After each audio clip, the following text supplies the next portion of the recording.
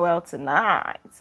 You are most welcome to another exciting review of How to Win Friends and Influence People by Dale Carnegie. Yeah, so tonight we are reviewing chapter 7 of part 4, which says, Give a dog a good name. Yeah, have you heard this proverb, that says, give a dog a good name and you should rather hang it, something like that, right? But if you give a dog a good name, you will be able to make it do whatever you want it to do. I just paraphrased, right?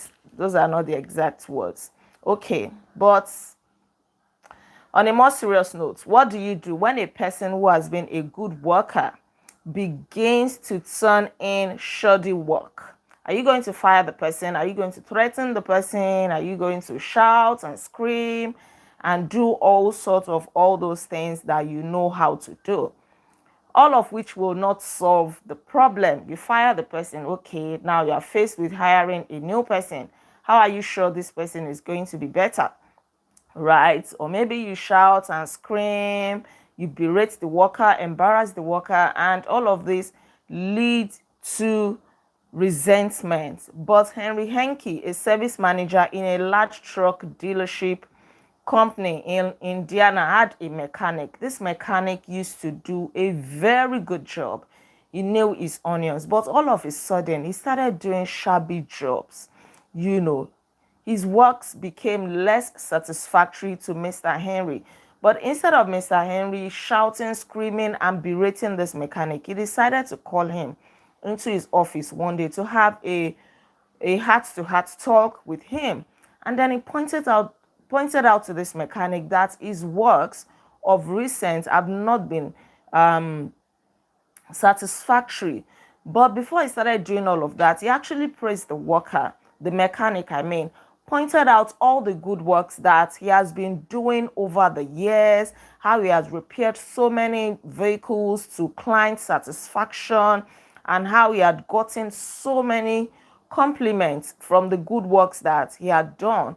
Before he now started saying that, oh, of recent, his work had not been so satisfactory, his work had not been up to standard. And he said that in pari passu with the good works that this mechanic had been doing, pointing out that, oh, what exactly is going on? Tell me, is there any problem? Is there anything that that is causing you not to turn in good jobs so that we can correct it? And after everything, the mechanic said, oh, I didn't even realize that my work has not been so satisfactory. I didn't even realize that there was a problem with the work that I've been doing, right? And then he promised that he was going to start doing good jobs, that he was going to improve. And did he do that? Yes, he did. He once again become a fast and thorough mechanic because Mr. Henry Henke, not Henry, yeah, Henry Henke had given him the reputation that he was a good mechanic, that he knew his onions, he was an expert in his job, he was fast. So this mechanic had no choice but to live up to this expectation that Mr. Henry Henke had given to him, right? So he started doing all the good quality jobs that he used to do in the past. The average person, said Samuel Vauquelin, then president of the Baldwin Locomotive Works, said that he said the average person can be led readily if you have ease or respect, and if you show that you respect that person for some kind of ability. So giving a dog a good name means that you praise people, you point out what you want them to do, in juxtaposition. I hope that English is not too big. In juxtaposition with the good works that they have been doing before. You point out their abilities, their good works, their worth. You respect them, you praise them, you highlight the good things that they are capable of doing and that they have been doing before. And then they will want to live up to that reputation because they now see that, oh, there is something that is expected of them. So giving a dog a good name means that whatever you want to see in people, whatever virtue you want them to display. Point it out in them. If you want your child to be respectful, point out the virtue of respect in that child. Tell that child, oh, you're a very respectful girl and I love you for it. Because you have said that, the girl will be conscious, your daughter will be conscious of respecting people. That is exactly what it means. So if you want to improve a person in a certain respect, act as if that particular trait is already present in that person, like you see it. You want somebody to be fast at his or her job. Now, act as if that person is already fast. Say it. Oh, I know that you are very fast at your job. And the person will start living up to that reputation. So any characteristic that you want to see in people, say it out, point it out, highlight it, praise them for it, and they'll start living up to that reputation. So give people a fine reputation to live up to, and they will make prodigious efforts rather than see you disillusioned. They will not want to disappoint you. I like the story of a girl in this sorry. Sorry, I was distracted there. I like the story of a girl in this book. Her name was Marie. Marie used to be called, what's the name again? Marie the dishwasher, because she was washing dishes at this hotel. She would serve meals, but Marie did not look good. She did not believe in herself. She wasn't even taking good care of herself. She looked pale. Her legs looked funny. Her skin looked somehow. Her eyes were like the eyes of a monster. She's not somebody that any average person or a typical person would find attractive. So there was this woman. Her name was LeBlanc. She used to go to this hotel and Mary would serve her food. But one day, when Mary brought food to her, she told Mary point blank. She said, Mary, do you not know what treasures are within you? And for a moment, Mary stood there. And after a while, she said, Madam, I would never have believed it. So Mary did not doubt. She did not ask a question. She did not argue. She took in those words. And then from then on, she started becoming conscious of herself. She started dressing better. She started appearing well. She started taking good care of her face, her body, so carefully.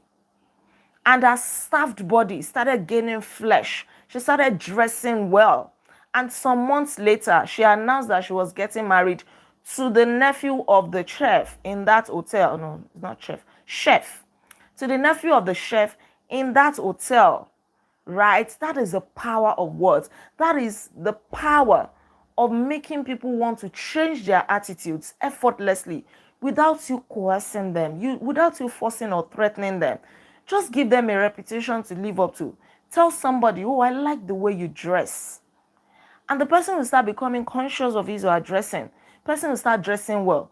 Even if he said that when the person was not yet dressing well, or whether the person was even dressing well, but the person becomes conscious and they won't want to disappoint you. They would not want to dress short of the reputation that you already have of them with regards to dressing.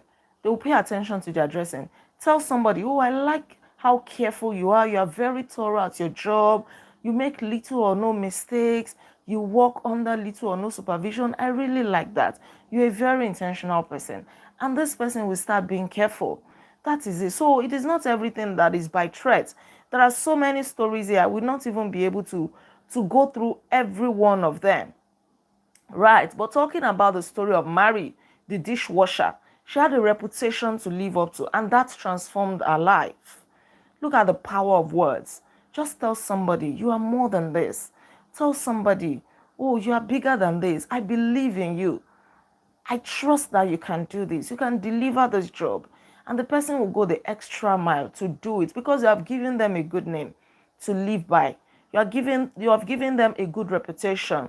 A dentist once had this client, and the client had to drink from a cup after the dentist had worked on her mouth. And then the patient pointed out that the handle of the cup was not clean. Not the inside, but the handle. So instead of the dentist to argue, of course, he believed that all the utensils must be clean. So what did the dentist do?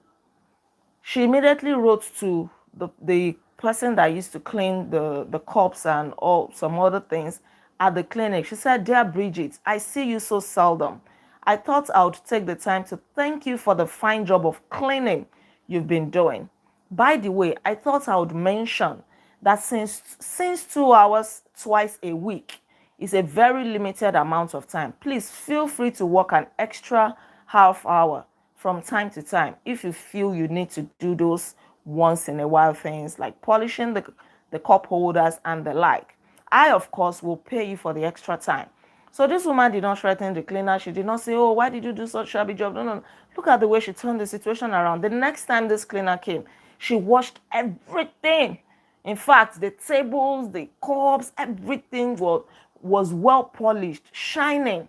You can see your face through the table just to show you how polished they were. She paid detailed attention, and she did not work for any extra half an hour. It was still the same twice a week. 2 hours, Abi? Yes, 2 hours twice a week that she was doing. But she went the extra mile because the dentist pointed out some faults, so to speak, but in a positive way, in a way that they will not even be suspected that they were faults. The last story I'm going to tell you is the story of Tommy T. Tommy T was going to the fourth grade, and the teacher that was supposed to be a fourth grade teacher was already concerned because Tommy T was known to be mischievous, notorious.